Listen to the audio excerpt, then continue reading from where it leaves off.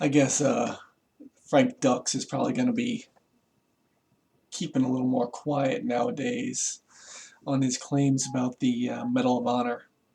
I've also read that he claimed the Silver Star, Bronze Star, all that kind of stuff.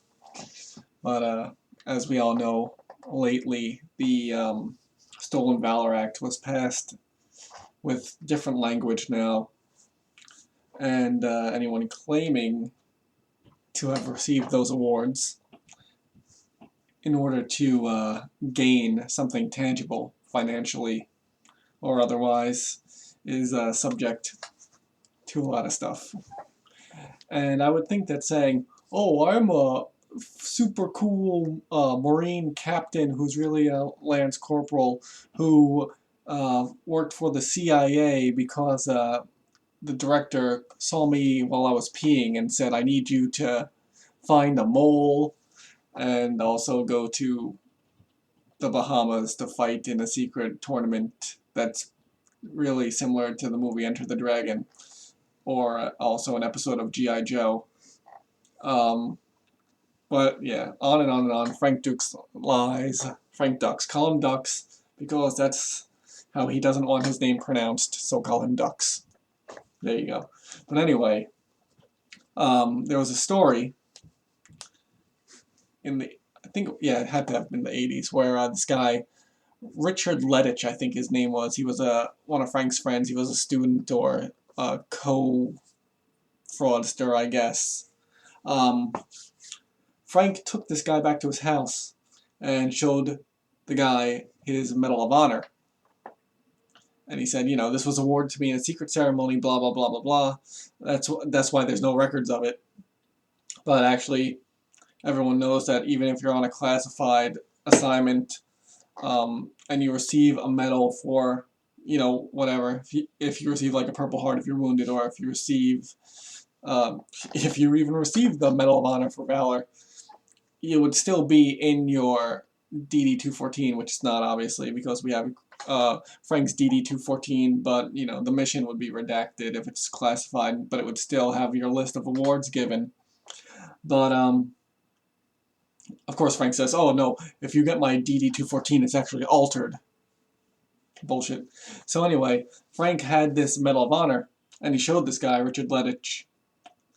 But, you know, at that time, Lordship Industries, I think it was called, or Lordship, something like that. It's called HI Lordship or HL Lordship. It's on Long Island, I think. They were the ones who made the Medal of Honor, and they were selling authentic Medal of Honors, except, you know, the authentic one has your name carved in the back with an inscription, but they were selling authentic ones for $75 a piece. So I am 150 bajillion% sure that Frank bought a fake Medal of Honor and kept it at his house. But, you know, this guy then came out later and he said, you know, Frank's an idiot. He's been lying the whole time. He didn't actually earn this. He showed it to me, but, you know, now he's claiming that he never showed it to the guy and that he never said that he won it. So anyone who has a copy of The Secret Man or whatever, or anything, because it's all over the place that Frank claimed this. Everyone knows that he claimed it. But, you know, a solid piece of evidence that he said it in text would be great in an interview, anything like that. You know, because this guy's just a piece of shit and needs to be exposed for being a piece of shit. More so than he has, because we all know that he is.